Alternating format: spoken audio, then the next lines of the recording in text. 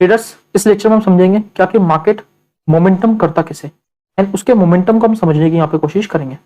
जैसा कि आप जानते हैं मार्केट में क्या है, एक रेजिस्टेंस कहीं ना कहीं मार्केट ने यहाँ पे बिल्ड कर रखा था। इस रेजिस्टेंस का बिल्ड करके मार्केट यहाँ पे ओपनिंग देता कोस्ट टू कोस्ट, यहीं से मार्केट कर सकता था, डाउन साइड मूव कर सकता था। लेकिन मार्केट करता क्या, एक ब्रेकआउट देता है, उसके बाद एक डाउन साइड मूव यहाँ पे करता है। क्या आपको भी पता होना चाहिए कि ऐसे ही मार्केट के फ्यूल है। जैसे हम बाइक चलाते हैं, अपनी यहाँ पे व्हीकल्स चलाते हैं, तो उसमें फ्यूल क्या काम करता है, यहाँ पे पेट्रोल काम करता है। अगर मार्केट को भी चलना है तो मार्केट के पास क्या होना चाहिए, फ्यूल होना चाहिए। अगर मार्केट यहाँ रेजिस्टेंस लेके डाउन साइड मूव करता तो मार्केट ज्यादा डाउन साइड नहीं जा पाता, मार्केट को एक इंपल्स यहाँ पे देना पड़ता। लेकिन मार्केट को करना है, डाउन साइड मूव करना है, तो क्या करना है, मार्केट को ब्रेकआउट जरूर देना पड़ेगा। ब्रेकआउट देगा, यहाँ पे बायर को इन्वाइट करेगा, उनके एसएल जब डाउन साइड अवेलेबल होंगे, यही एसएल क्या करेंगे, मार्केट के लिए फ्यूल की तरह काम करेंगे और मार्केट क्या करेगा, डाउन साइड मूव करेगा। तो वैसे मूव जब आते हैं कहीं ना कहीं जो एसएल हंटिंग ट्रेडर्स होते हैं वो भी ट्रैप हो जाते हैं। अब देखिए कई जन क्या करेंगे, यहाँ से एक फिबोनाची ड्रॉ करेंगे। अब 0.6 एरिया जब मार्केट अप्रोच करेगा तो यहाँ पे बाइंग दिखाएगा, यहाँ पे बाइंग करने की कोशिश करते हैं क्योंकि मार्केट को दिख रहा है उनको, मार्केट में जो बायर थे वो तो निकल गए। अब ये सेलिंग आई है, इससे सेलर्स ही मार्केट में आएंगे। अब क्या कर सकते हैं, उनको ट्रेड करने के लिए बाइंग साइड की ट्रेड देख सकते हैं। ऐसा नहीं करना आपको, क्योंकि आप मोमेंटम देखिए मार्केट ने कितना मोमेंटम किया। अगर आप मोमेंटम चेक करेंगे तो मार्केट ऑलरेडी 250 के आसपास मोमेंटम कर चुका है, 250 पॉइंट्स के आसपास। ऐसे जब मार्केट मोमेंटम कर देता है 250 पॉइंट्स के आसपास, तो इसे वी शेप रिकवरी बहुत ज्यादा मुश्किल होती है मार्केट के अंदर। तो इसमें क्या करते हैं हम यहाँ पे मार्केट के साथ एक रिट्रेसमेंट के साथ ही हम यहाँ पे मार्केट की डायरेक्शन में ट्रेड करने का काम करते हैं। एक ऐसा वी शेप रिकवरी के बारे में नहीं सोच सकते। 10 में से एक बार वी शेप रिकवरी आती है, लेकिन 10 में से 9 बार वी शेप रिकवरी नहीं भी आती है। तो ये भी आपको याद रखना है, ठीक है ना। अब सर हम कब यहाँ पे बाइंग की ट्रेड लें, ऐसी सेलिंग आएगी तो देखिए फॉल अगर 100 से 150 पॉइंट होता है तो हम समझ सकते हैं, उस केस में हम क्या कर सकते थे, एक बाइंग की ट्रेड लेके कंसिडर कर सकते थे। लेकिन फॉल का था 250 प्लस पॉइंट्स का था, तो इसलिए हमें क्या करना है, 250 प्लस पॉइंट्स काफी ज्यादा होते हैं, तो इसलिए हमें देखे चलना था कि यहाँ पे अगर मार्केट में इतना अच्छा फॉल आया तो इतने अच्छे फॉल में हम रिट्रेसमेंट के साथ अगेन सेलिंग की कोशिश करेंगे। अब देखिए वो डिपेंड भी करता है कि मार्केट यहाँ पे कैंडल कैसे फॉर्म कर रहा है। अब कैंडल भी आप देखेंगे तो मार्केट में पैनिक सेलिंग आई है, शार्प सेलिंग आई है। इस केस में क्या होता है, मोमेंटम कंटिन्यू करने की कोशिश यहाँ पे मार्केट करता है, अपोजिट जाने का कम ही चांस मार्केट में होता है। अब ये होता है कि मार्केट में क्या होता है, सेलिंग आती थोड़ी बाइंग आती, सेलिंग आती थोड़ी बाइंग आती, सेलिंग आती बाइंग आती, तो कहीं ना कहीं दिखता है कि बायर एक्टिवेट होने की कोशिश कर रहे हैं। तो उस केस में हम यहाँ पे 0.6 एरिया पर मार्केट अप्रोच करता तो एक बाइंग की ट्रेड ले सकते थे। लेकिन हुआ क्या, मार्केट में शार्प सेलिंग आई, बायर का नामो निशानी नहीं, तो हम क्या करेंगे, रिट्रेसमेंट के साथ मार्केट के डायरेक्शन में जाने का काम करेंगे।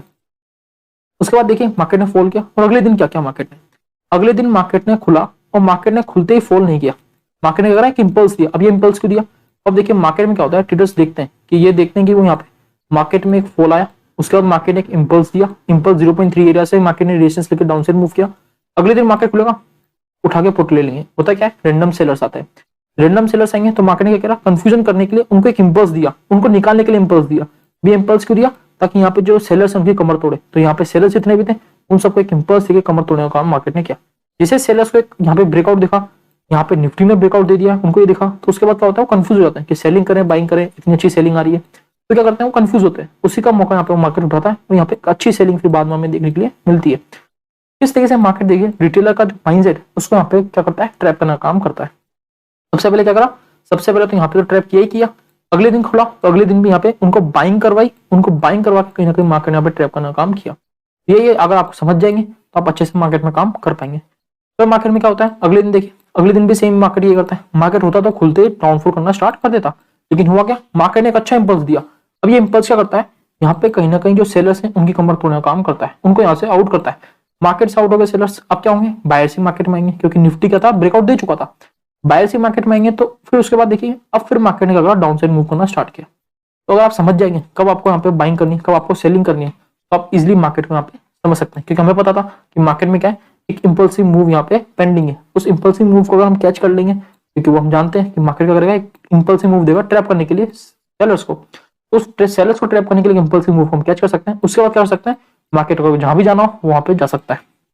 अब जैसे यहाँ पे देखिए मार्केट ने क्या किया, मार्केट ने एक सपोर्ट पर अप्रोच करके यहाँ पे कहीं ना कहीं बायर्स को इन्वाइट किया। यहाँ पे हमें स्ट्रेंथ नहीं दिख रही है कि मार्केट क्या करेगा, बायर्स कहीं ना कहीं स्ट्रेंथ नहीं दिखा पा रहे कि मार्केट को अपसाइड ले जा पाए। तो हमारी कोशिश क्या बनती है, मार्केट में मोमेंटम के साथ ही ट्रेड करना। अब ये मोमेंटम आप कैच कीजिए, मार्केट में सेलिंग आई है वो कितने पॉइंट्स का है, इसको हम यहाँ पे देख लेते हैं। सेलिंग जो है 350 प्लस पॉइंट्स की है। इस केस में क्या होता है, 350 प्लस पॉइंट्स की सेलिंग आई तो हम क्या करेंगे, रिट्रेसमेंट के साथ सेलिंग की कोशिश करेंगे, बाइंग की कोशिश नहीं करेंगे। काफी ट्रेडर्स के मेरे पास मैसेज आएगी, सर एसएल हंटिंग के अकॉर्डिंग तो मार्केट को यहाँ से ऊपर जाना चाहिए, मार्केट को तो ट्रैप करना चाहिए था सेलर्स को, मार्केट ने ऐसा नहीं किया, मार्केट यहाँ से डाउन साइड आ गया। ऐसा क्यों हुआ, क्योंकि यहाँ पे आप समझिए जब ऐसा फॉल आ जाए, जब ऐसे शार्प फॉल मार्केट करता है, रिट्रेसमेंट के साथ, मार्केट के साथ हम यहाँ पे डायरेक्शन में ट्रेड करना पसंद करेंगे, उसके अपोजिट जाके ट्रेड करने की पसंद नहीं करेंगे कि मार्केट का मोमेंटम क्या कह रहा है कि मार्केट को सेलिंग में ही जाना है। ओके, ये आपको ध्यान में रखना है। दूसरी बात क्या होती है, जैसे मान लीजिए अगले दिन मार्केट खुलेगा, तो अगले दिन अगर मार्केट खुलता है और एक सेलिंग दिखाता है फिर इंपल्स देता है, तो आप काफी जन क्या देखेंगे, ये पहले भी मार्केट 2 दिन ऐसे इंपल्स देके सेलिंग में आ चुका है, तो अगेन वो क्या करेंगे, इंपल्स देखने के बावजूद सेल करेंगे, उस वक्त क्या हुआ, ये इंपल्स मार्केट फिर कंटिन्यू कर देता है। ये आपको समझना होगा मार्केट मोमेंटम करता कैसे, कब इंपल्स कंटिन्यू करेगा, कब इंपल्स उनको ट्रैप करेगा, कब यहाँ पे सीधी बात है सेलिंग कंटिन्यू होगी, कब सेलिंग आएगी तो हमें बाइंग करना है। अब यहाँ पे आप समझे, कब सेलिंग आएगी तो कब हमें बाय करके चलना है। ये कंफ्यूजन था काफी सब्सक्राइबर्स के बीच में, तो सेलिंग आती है तो हम बाइंग करते हैं तो हम ट्रैप हो जाते हैं।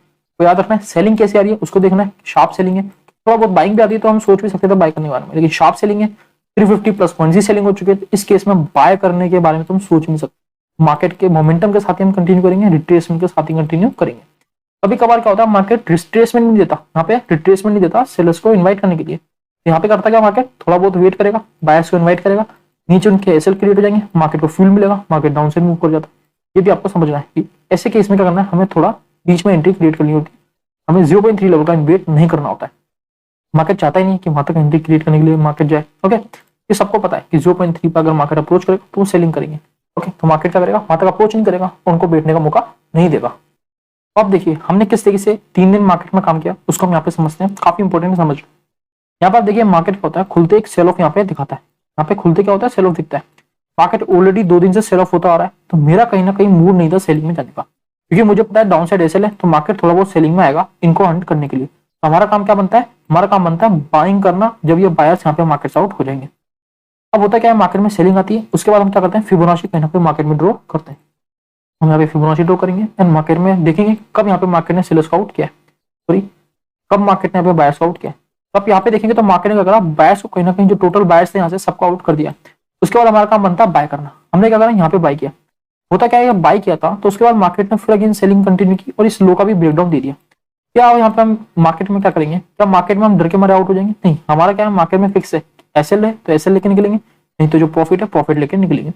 वहाँ क्या मार्केट ने ब्रेकडाउन दिया। अब ये ब्रेकडाउन क्यों दिया आप बताइए, क्योंकि यहाँ पे जो बाय करना है ना उनको भी मार्केट करना चाहता था, इनको निकालना चाहता था। ऐसा नहीं कि मार्केट डायरेक्टली अपसाइड मूव कर जाएगा, उनको निकाला, फिर मार्केट ने क्या करा, निकालने के बाद एक अच्छा अपसाइड मोमेंटम दिया। हम जानते हैं कि मार्केट में अपसाइड मोमेंटम आ रहा है, तो हमारा फर्स्ट टारगेट क्या होगा, मार्केट में हमारा 0.6 लेवल होगा। 0.6 लेवल मार्केट ने अप्रोच किया, 1:2 का हमने प्रॉफिट बुक किया और यहीं से मार्केट में हमने एग्जिट करके मार्केट आउट हो गया। उसके बाद देखिए मार्केट ने क्या, यहीं से एक डाउनफॉल कंटिन्यू कर दिया था।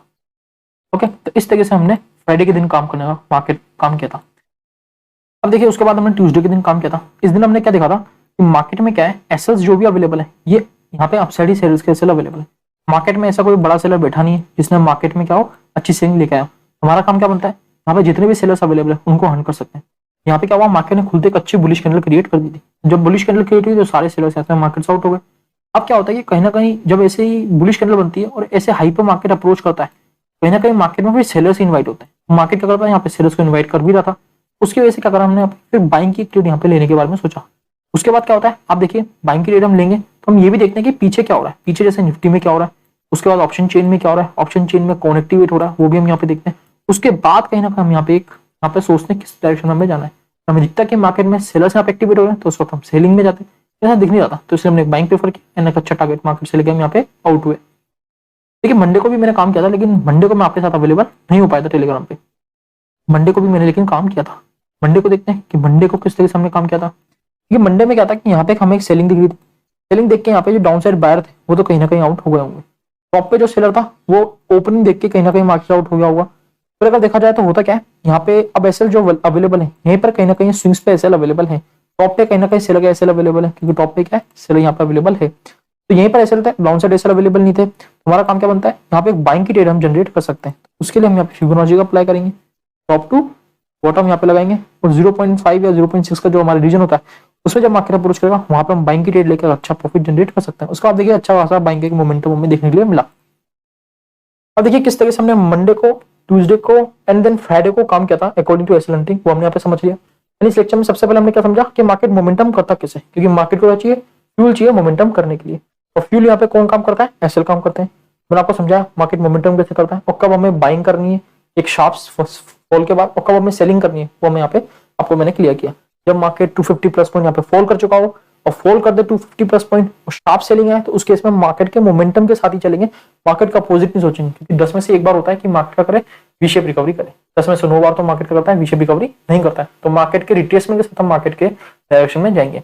कभी कभी क्या करता है मार्केट में दिखता है हमें कि मार्केट में बायर है, फिर मार्केट में सेलिंग है, फिर बायर है, फिर सेलिंग है, तो उस केस में अगर मार्केट अगेन 0.6 एरिया पे पहुंचता है, उस केस में अगर हमें दिखता है कि एसएलएनटी के अकॉर्डिंग हम बाय कर सकते हैं, तो उस केस में हम बाय कर सकते हैं। जब शार्प फॉल होता है, मार्केट फॉल होता आ रहा है, तो उसमें रिट्रेसमेंट के साथ मार्केट के साथ ही जाने की कोशिश करते हैं। तो इस लेक्चर हमने आपके जो डाउट्स थे उसको क्लियर किया। अगर आपको वीडियो पसंद आई हो तो लाइक करिएगा, कमेंट में जरूर बताएगा कि आपको वीडियो कैसी लगी। इस लेक्चर के लिए बस इतना ही, धन्यवाद।